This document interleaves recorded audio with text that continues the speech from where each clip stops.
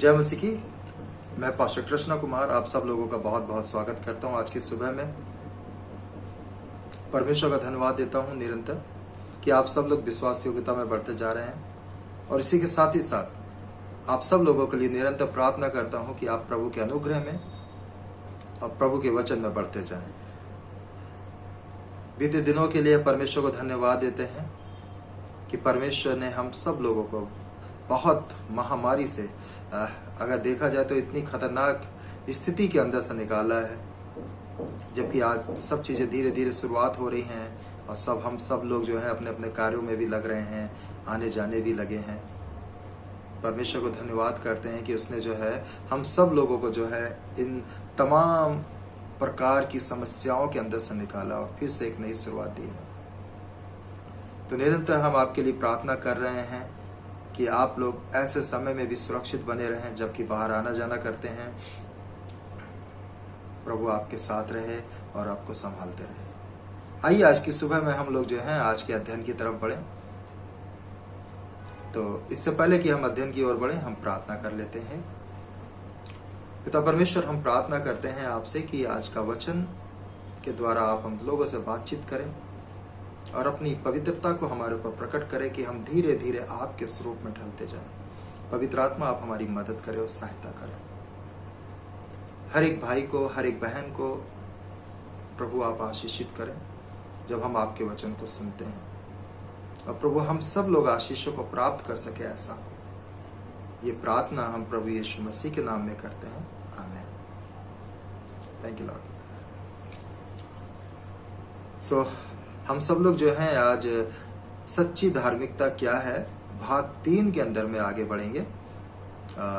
मत्ती रचित सुसमाचार उसका 5वां अध्याय निकाल लीजिए आप, और हम लोग उसको निकालेंगे 7, 8, 9 पद। इन 3 पदों के ऊपर में जो है हम मनन करेंगे।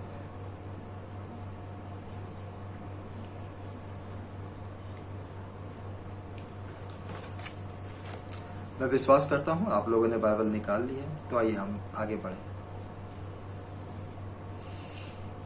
सच्ची धार्मिकता क्या है, जिसमें हम लोगों ने प्रथम भाग में देखा कि स्वयं के प्रति हम कैसा व्यवहार करें, और फिर दूसरे भाग में जब हम बढ़े तो हमने वहां पे देखा कि अपने पापों के प्रति कैसा व्यवहार करें, और आज भाग 3 के अंदर में हम देखेंगे अपने प्रभु के प्रति हमारा व्यवहार कैसा हो। ये जो वचन है 3,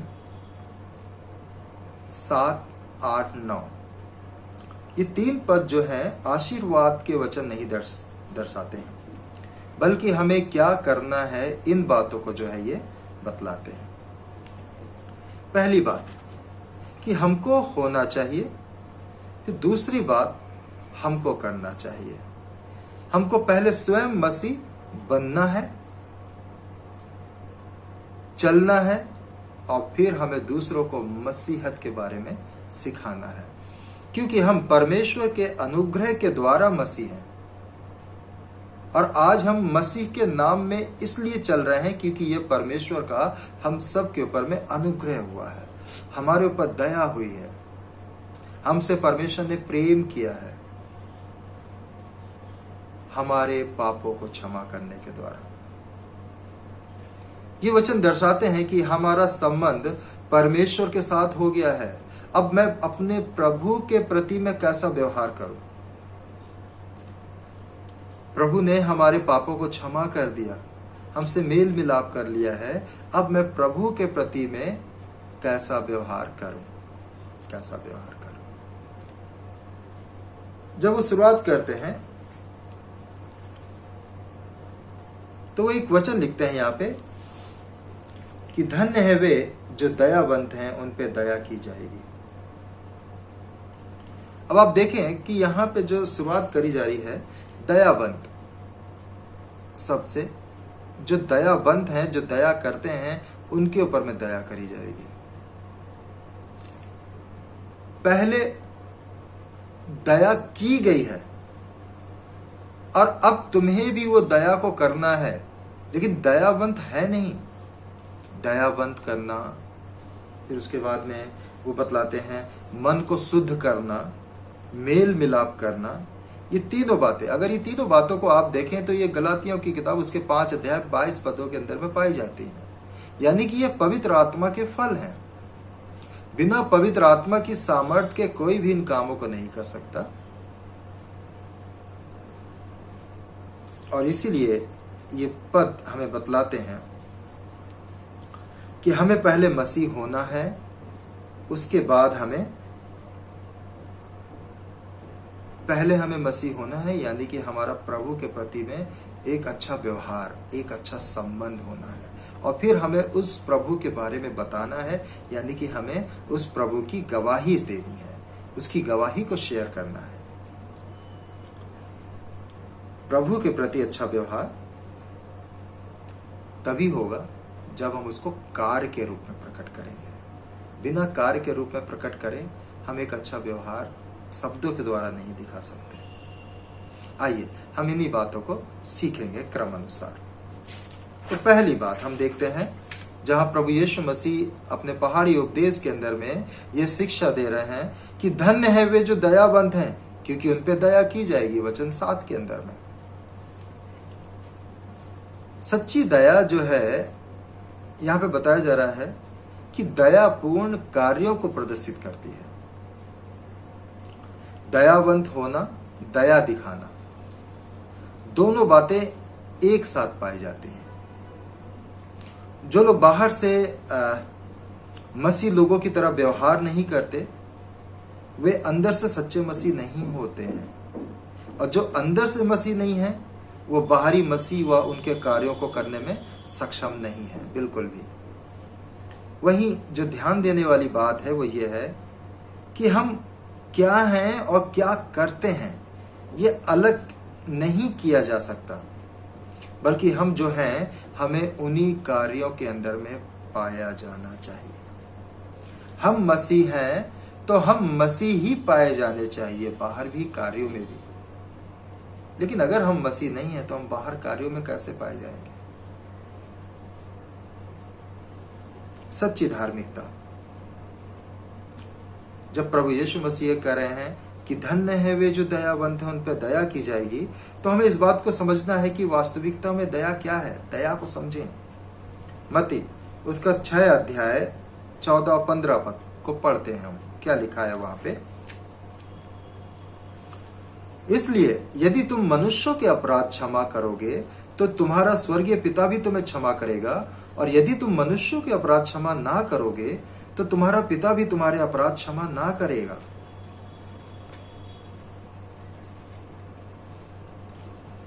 हम में से एक भी व्यक्ति परमेश्वर के दया के बिना बचना संभव नहीं है। परमेश्वर की दया के द्वारा ही हम बचाए गए हैं। और वचन बताता है कि जब हम पापी ही थे, जब हम पाप में ही थे, तब परमेश्वर ने हमको बचाया है, क्षमा किया है। जब हम कठोर हृदय के थे तब परमेश्वर ने हमें बचाया है और क्षमा किया है। हम ध्यान दें, पहले हमने क्षमा प्राप्त की है, पहले हमने दया प्राप्त की है। अपनी कठोर हृदय के ऊपर में दया प्राप्त करी है, मन की कठोरता के ऊपर में दया प्राप्त करी है। रोमियो उसका 5 अध्याय 8 पद बाइबल में लिखा हुआ है, पवित्र शास्त्र के अंदर में। परंतु परमेश्वर हम पर अपने प्रेम की भलाई इस रीति से प्रकट करता है कि जब हम पापी ही थे तभी मसीह हमारे लिए मरा। हमारे पापी स्वभाव और कठोर हृदय के द्वारा परमेश्वर ने हम पर दया की। हम इस दया के योग्य नहीं थे, हम अयोग्य थे। हम इस दया को अपने ज्ञान के द्वारा, अपनी खूबसूरती के द्वारा, अपने धन के द्वारा नहीं प्राप्त कर सकते थे, बल्कि ये परमेश्वर के अनुग्रह से मिली है, अनुग्रह से मिली है। ये हमारे अंदर वो ताकत नहीं थी कि हम इस दया को अपने जीवन में प्राप्त कर लें, परमेश्वर की दया को प्राप्त कर लें, अपने पापों की क्षमा को प्राप्त कर लें, नहीं थी प्रियो। लेकिन ये मसीह के अनुग्रह से हमने पाया है, उसकी सामर्थ्य के द्वारा हमने पाया है। और ये बोल रहे हो ये उसका अनुग्रह है। और अब वो बोलते हैं कि जब हमने दया को प्राप्त कर लिया है तो वही दया और वही क्षमा को हमें दूसरों के साथ बांटना है, क्योंकि माफ किया गया व्यक्ति ही दूसरों को माफ कर सकता है। और स्वयं प्रभु यीशु मसीह हमारा आदर्श बना है। वो हमारे ऊपर दया करने के खातिर मारा गया, और तो और उसने जिन लोगों ने यीशु मसीह को क्रूस पे चढ़ाया था, जिन्होंने उनके हाथों में कीले ठोकी थी, पैरों में कीले ठोकी थी, सरों पे कांटों का ताज पहनाया था, प्रभु यीशु मसीह ने क्रूस पे चढ़ के उसी के ऊपर हो करके उस दुख के अंदर में भी उन लोगों को क्षमा करा जिन्होंने उसके साथ बुरा किया था। प्रभु कह रहे हैं, धन्य है वे जो दयावंत हैं, उन पे दया की जाएगी। एक मसीह को दयावंत बनना है। तुमने दया प्राप्त करी है, तुमने क्षमा प्राप्त करी, अब तुमने उस कार्य को करना है। यह है प्रभु के प्रति व्यवहार, प्रभु के जैसा व्यवहार, कि जो व्यवहार प्रभु ने तुम्हारे साथ किया है, अब तुम उसी व्यवहार को अन्य मनुष्यों के साथ कर रहे हो, अन्य लोगों के साथ में कर रहे हो। जब हम दूसरे लोगों को क्षमा नहीं कर पाते तो ये बात हमें बतलाती है कि हम में परमेश्वर का आत्मा नहीं है और हम मसीह के जन नहीं हैं। यदि हम चाहते हैं कि हमारे ऊपर सर्वदा परमेश्वर की दया बनी रहे, तो हमको दूसरे लोगों के ऊपर में दया करनी है, हमें दयाबंद बनना है, क्योंकि जब हम दूसरों पे दया करेंगे तभी हम परमेश्वर की दया के अंदर में बने रहते हैं।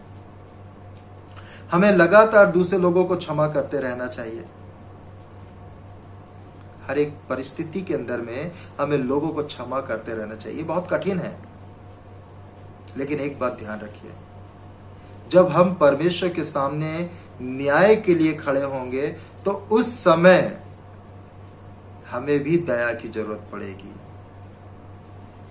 तो जैसे हम लोगों के ऊपर में दया करते हैं, जैसे हम दूसरे लोगों के ऊपर में दयाबंद होंगे, वैसे ही न्याय के दिन परमेश्वर हमारे ऊपर दया करेगा और हम उस न्याय से निकल करके स्वर्गीय परमेश्वर के सम्मुख उसकी आराधना करते हुए पाए जाएंगे। निश्चय परमेश्वर न्याय के दिन हमें उन्हीं चीजों से निकालेगा जो हमने लोगों के साथ व्यवहार किया। और इसलिए प्रभु यीशु मसीह यहाँ पे धन्य वचन के अंदर में सिखाते हैं अपने 7वें वचन में कि धन्य है वे जो दयावंत हैं, धन्य है वे जो दयावंत हैं, क्योंकि उन पर दया की जाएगी। आगे बोलते हैं 7वें वचन 8वें वचन के अंदर में कि धन्य है वे जिनके मन शुद्ध हैं, क्योंकि वे परमेश्वर को देखेंगे। धन्य है वे जिनके मन शुद्ध हैं, क्योंकि वो परमेश्वर को देखेंगे। परमेश्वर की दृष्टि प्रियो हमारे शरीर पर नहीं होती है, हमारे कार्यों पर नहीं होती है, बल्कि हमारे मन पे होती है। सबसे ज्यादा परमेश्वर हमारे मन के ऊपर में अपनी दृष्टि लगा के रखता है। बहुत सारे पद हैं जो बतलाते हैं कि परमेश्वर मनुष्य की बाहरी सुंदरता को नहीं देखता है, मनुष्य के बाहरी कार्यों को नहीं देखता है, बल्कि परमेश्वर मनुष्य के हृदय के अंदर में देखता है। आइए हम कुछ पवित्र शास्त्र के अंदर के पदों के ऊपर में ध्यान केंद्रित करें।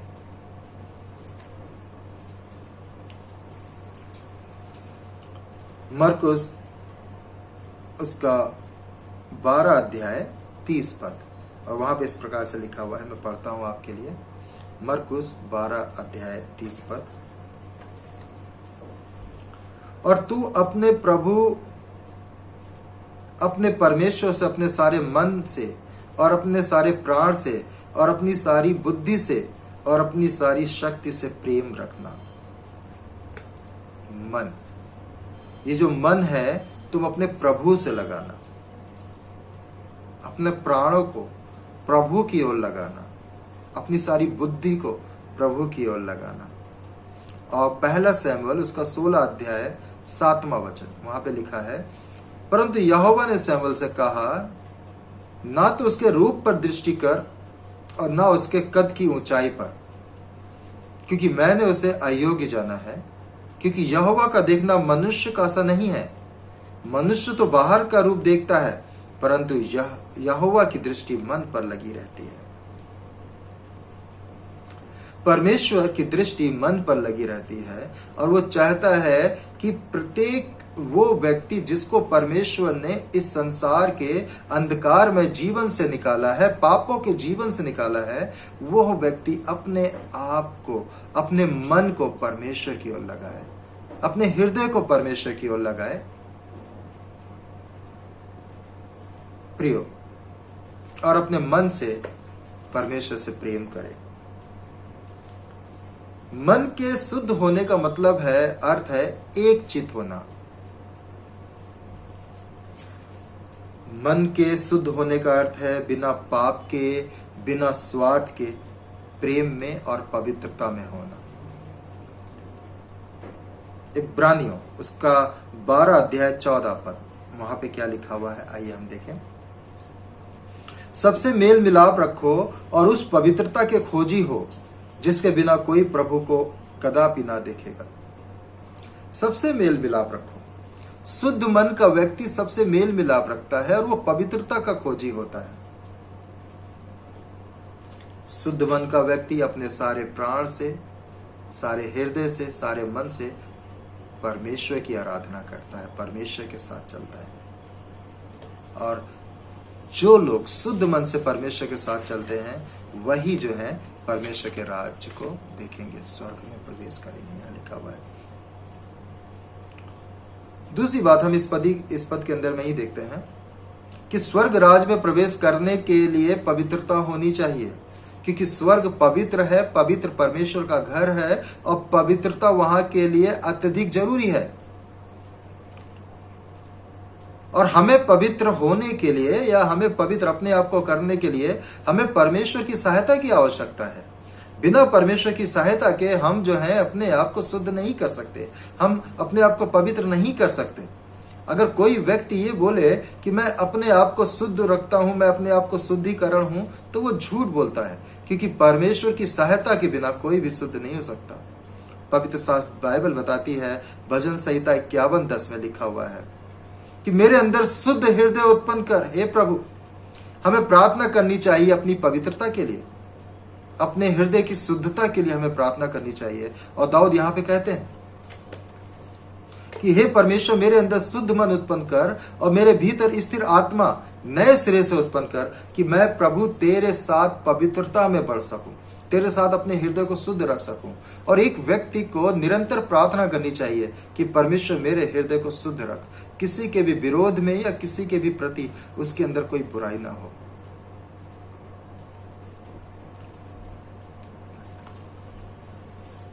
याकूब लिखते हैं 4 अध्याय 8 पद के अंदर में कि 2 चित्त के लोग अपने हृदय को पवित्र करो। जो 2 चित्त के हैं, 2 चित्त लिखा हुआ है लेकिन 2 चित्त के हैं। परमेश्वर के निकट आओ तो वो भी तुम्हारे निकट आएगा। और हे पापियों अपने हाथ शुद्ध करो, और हे दुष्टते लोगों अपने हृदय को पवित्र करो। 2 चित्त मत रखो, एक चित्त रखो परमेश्वर के प्रति में, और आओ अपने हृदय को पवित्र करो। क्योंकि लिखा हुआ है धन्य है वे जिनके मन शुद्ध हैं, क्योंकि वे परमेश्वर को देखेंगे। मन का शुद्धिकरण होना बहुत आवश्यक है, क्योंकि तभी हम परमेश्वर को देख सकते हैं, परमेश्वर को सामने दे सकते हैं। ये परमेश्वर के साथ रहना है, परमेश्वर के साथ बढ़ना है, तो हमको अपने आप को शुद्ध करना है, अपने आप को पवित्र करना है, अपने मन को शुद्ध करना है। पहली बात हमने देखी, प्रभु यीशु मसीह बता रहे हैं दया करनी है, और ये दया स्वर्गीय गुण है।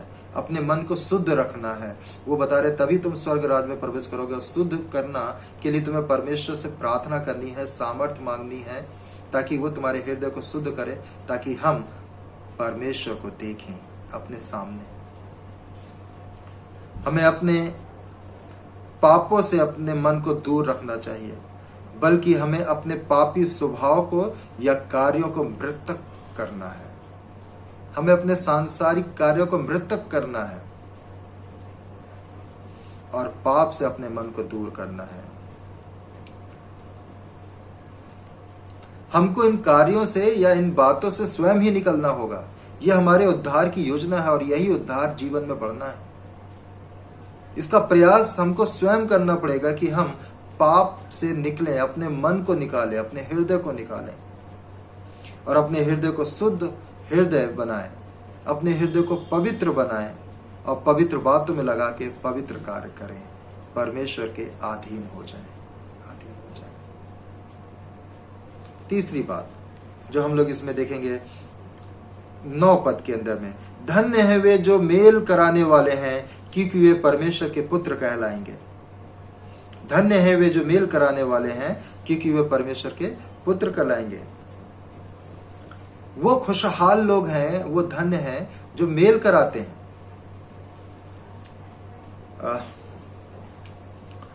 पृथ्वी पर ऐसे लोग हैं जो मनुष्य और परमेश्वर के बीच में मेल मिलाप कराते हैं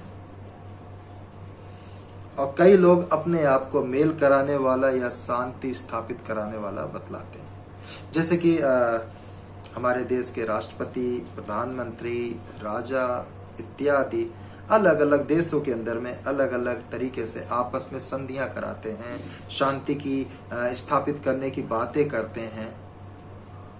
परंतु फिर भी यदि भी देखा जाए तो विश्व में शांति नहीं है, संसार में शांति नहीं है। कारण सच तो यह है प्रियो कि मनुष्य के पाप के कारण संसार में शांति नहीं है।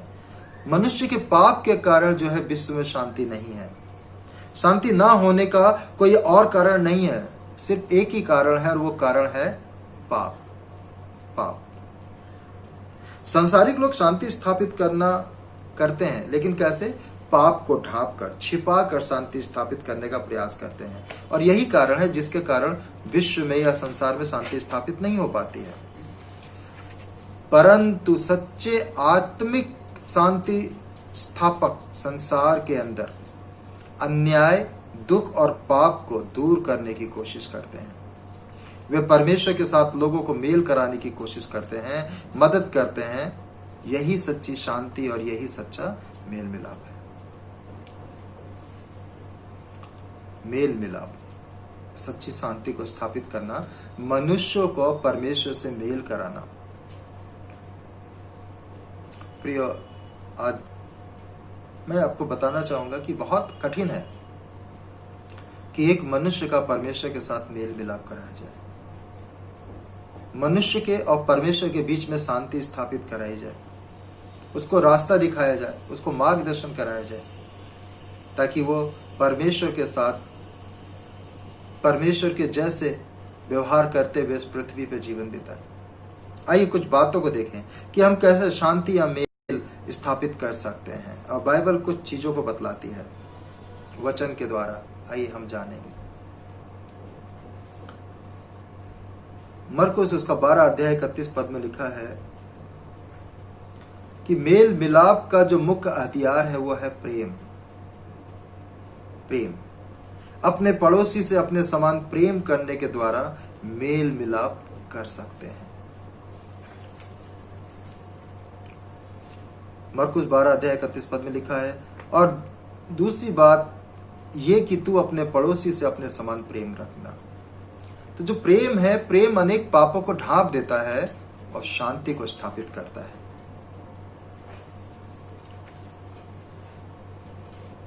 वहीं संत पौलुस बताते हैं अगर मेल कराना है तो क्या करें। रोमियो की किताब उसके 12 अध्याय और 20 पद में लिखा है कि यदि तेरा बैरी भूखा है तो तू उसे खाना खिला, और यदि तेरा बैरी प्यासा है तो तू उसे पानी पिला। तू उसका आदर करके, तू उसको खाना खिला करके, तू उसके पेट को भर करके मेल मिलाप कर सकता है, और उसका मेल मिलाप परमेश्वर से करा सकता है, शांति स्थापित करा सकता है। पहला, प्रेम जो है प्रमुख हथियार है।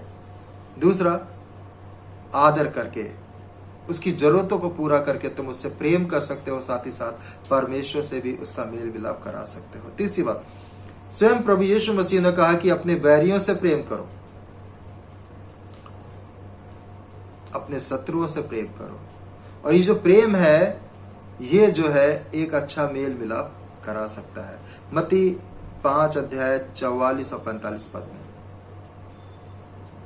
इसी के साथ इफिसियों के अंदर में 2 अध्याय 17 पद में हमको स्वयं प्रभु यीशु मसीह ने जो है मेल मिलाप का सुसमाचार सुनाया है। और जब प्रभु यीशु मसीह ने हमको मेल मिलाप का सुसमाचार सुनाया है, तो उस सुसमाचार के द्वारा जब हम मेल करने लगे हैं, परमेश्वर के साथ हमारा मेल हो गया, तो हम उसको आगे भी कर सकते हैं, आगे भी हम उसको कार्य में ला सकते हैं। और स्वयं प्रभु यीशु मसीह ने यूहन्ना 20 अध्याय 21 पद में कहा, आइए हम देखें क्या लिखा है। यीशु ने फिर उनसे कहा, तुम्हें शांति मिले, जैसे पिता ने मुझे भेजा है वैसे ही मैं तुम्हें भी भेजता हूं। स्वयं प्रभु यीशु मसीह आए मेल मिलाप कराने के लिए हमारा परमेश्वर के साथ, और अब परमेश्वर ने हमें भेजा है कि तुम जाओ मनुष्यों का मेल मिलाप कराओ। धन्य हैं वे जो मेल मिलाप कराते हैं, वे परमेश्वर के पुत्र कहलाएंगे। प्रभु यीशु मसीह परमेश्वर के पुत्र थे, जिन्होंने हमारा संबंध परमेश्वर के साथ कराया। अब वो अधिकार उन्होंने हमें दिया कि अब तुम जाके करो।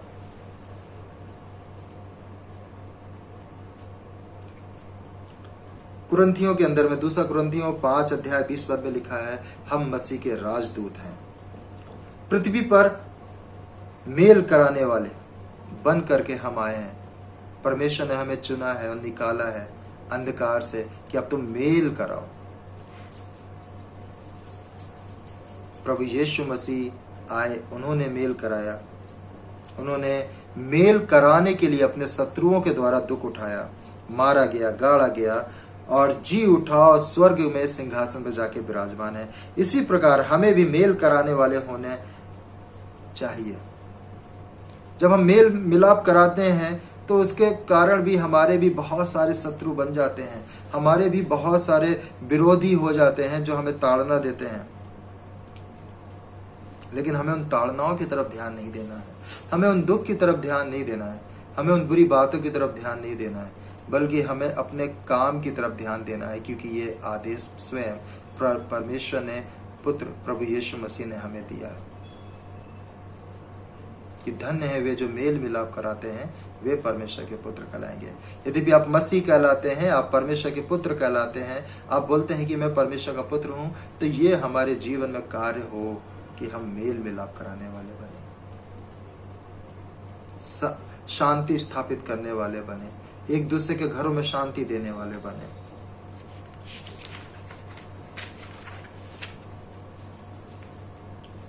अपने जीवन में भरोसा करें, विश्वास करें कि हम परमेश्वर के जन हैं, और जब हम परमेश्वर के जन हैं तो हमें उसके व्यवहार को अपनाना है, उसके व्यवहार को अपनाना है।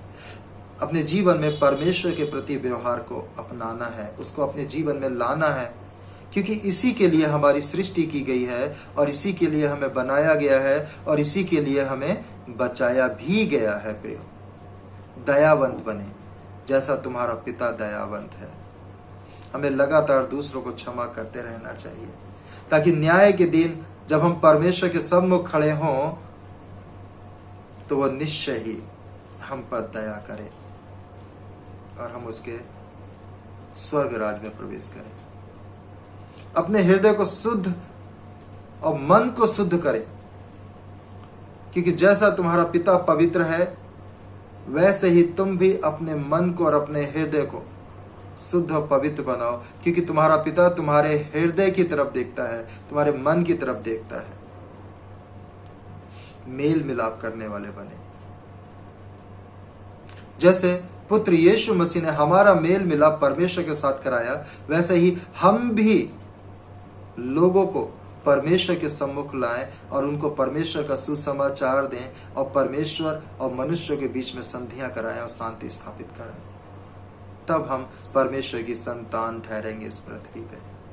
ये बातें जो हैं प्रभु यीशु मसीह धन्य वचन के अंदर में बता रहे हैं कि परमेश्वर के जन होने के नाते, परमेश्वर के लोग होने के नाते परमेश्वर के व्यवहार को अपनाओ, परमेश्वर के जैसा अपने प्रभु के प्रति अच्छा व्यवहार करो,